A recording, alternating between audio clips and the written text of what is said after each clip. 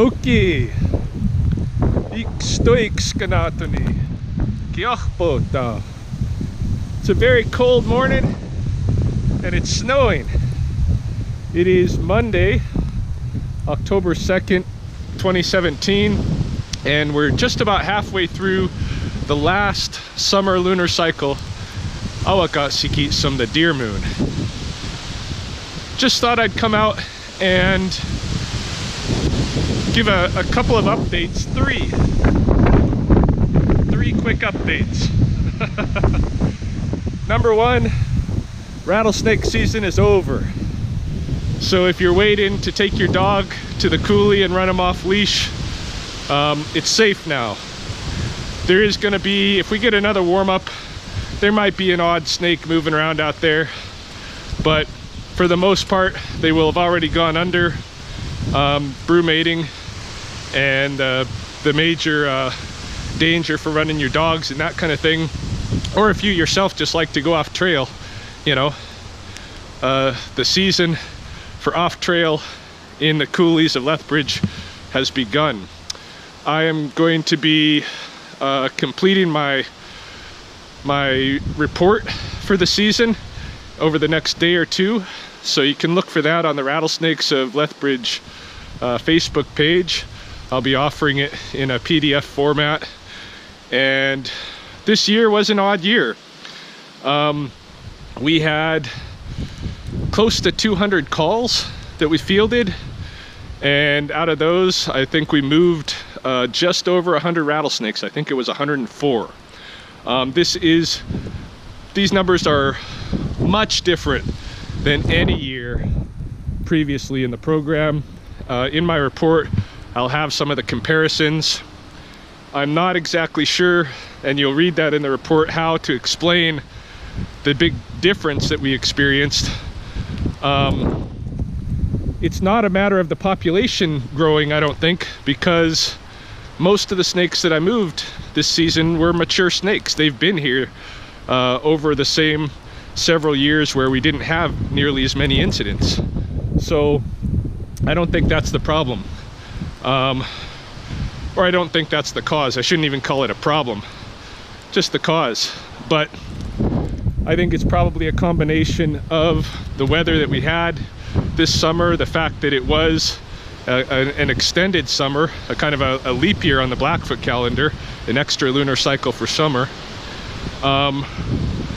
and that more people know about the service, and so more people are phoning in for that reason when they encounter a snake, rather than taking some alternatives. And there's the displacement issue, I'm sure. The you know, continuing extension of our subdivisions into rattlesnake habitat is leaving them no option but to hunt for mice in the neighborhoods. So, you know, all these factors combined, and there may be something else going on, you know, that I'm not seeing yet. I still have a lot of data to go through over the winter, because all the photographs that I took, I haven't compared a lot of them to the database yet, and when I do that, I'm going to learn some more things about who we were seeing, how they're moving around, and that kind of stuff. So you can look for that on the Rattlesnakes of Lethbridge page as well over the winter. So that's update number one. Update number two, my MacBook Pro, the GoFundMe campaign. It's been a success, and I think as of this morning we can consider it done.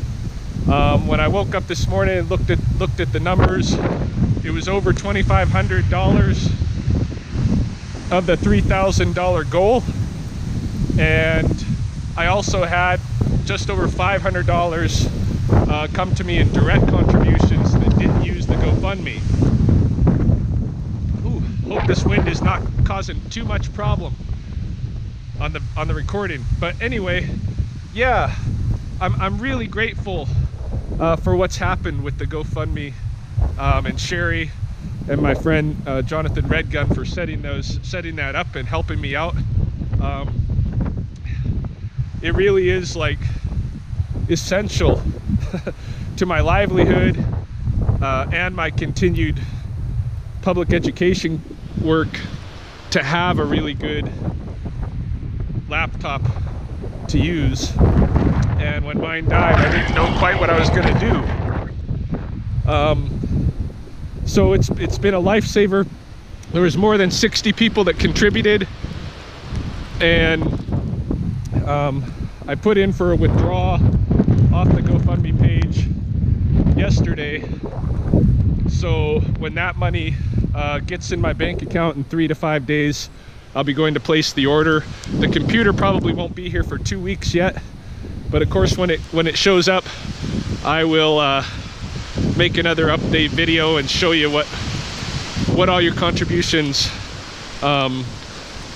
bought, and any others that, you know, any other donations that trickle in. Like I know there was a couple last night.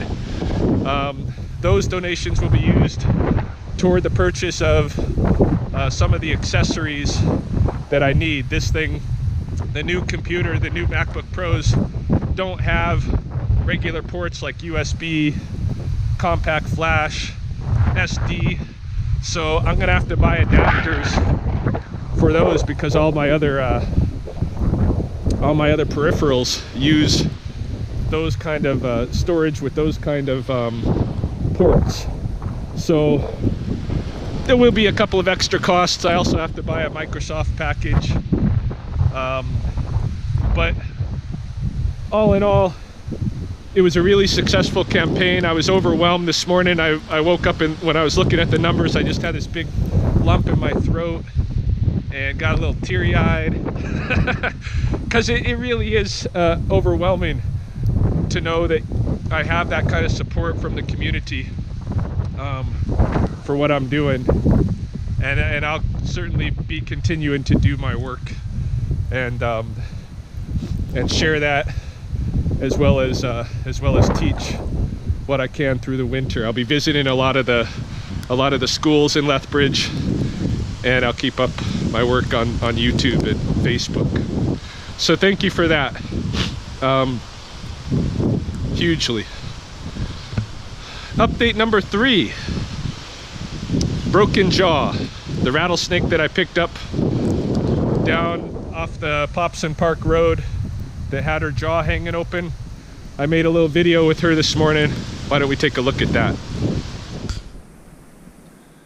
Okay, so figured I'd give a little update on our broken jaw patient here. She seems to be doing pretty good. She hasn't seen a veterinarian yet. I haven't found a vet who's been willing to work with me. So she hasn't had any direct medical treatment. Basically what I've been doing is providing her with a comfortable, warm environment where she can heal up without much challenge from the elements or other animals. Her lower jaw, which was hanging down considerably when I originally picked her up, no longer is. It's back up against her top jaw. It's not completely aligned on the right hand side. That part of the jaw is dipped down, so it may be an issue with tendons, because the snake's lower jaw, of course, is in 2 pieces connected by tendons. So it seems that the right side of the jaw is the most affected. You can see there's a pinky mouse or a very young mouse that I threw in there yesterday just in case. I don't think she'll eat yet, but some days when I come out here to look at her, she's quite active, and I didn't know if she was hungry or if she'd be able or willing to eat, so I just tossed it in there yesterday, but I don't think she's going to eat it. I haven't seen her take water yet, but I'm not watching her all the time, right? So she might be able to drink. I have considered manually giving her some water just to make sure that she's hydrated, and I might do that. I might even do that today, just to make sure that she's got some water. Other than that, yeah, she's definitely, active and alert, and other than her jaw having this issue. She seems like a healthy snake, so I am optimistic for her recovery and being able to return out amongst the other snakes. Now that we have snow, though, this is probably not going to happen until after the winter. But in the meantime, she will have a nice environment which to heal up in. So that is the update for now, and I will let you all know when there's changes. I look forward to the days when I can witness her being able to drink water, eat food, that kind of a thing. And I'm still looking for advice from others who know how to deal with this injury. I have messaged a guy whose page is called Viper Keeper, who I guess has worked with a lot of rattlesnake injuries, and I've put the word out on other sites like Cortalis and the Venom Diaries and all this stuff. But and I have got some advice, but some of it's a little bit beyond me because I don't have the veterinary assistance. So, and we'll see. Maybe we'll have a volunteer veterinarian eventually. But right now, this is where things stand.